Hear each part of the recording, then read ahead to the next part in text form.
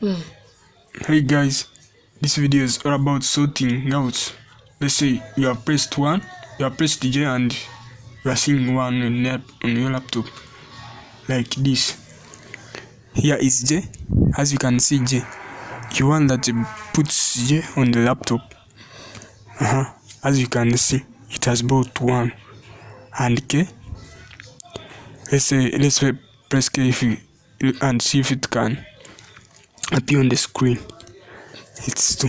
Let's press L and see. It is 3, as you can see. So how can you get rid of that problem? So that when you press J appears on the screen. Let's first backspace this and get rid of it. So all you have to do is to press Fn here and then F10 guys. But you have to press them at the same time. So let's press them at the same time. So let's see if the J, K and L we want will appear on the screen. Come. You are going to press J, guys.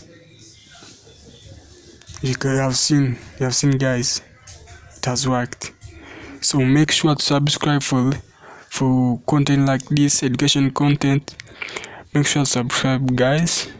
Next time, peace.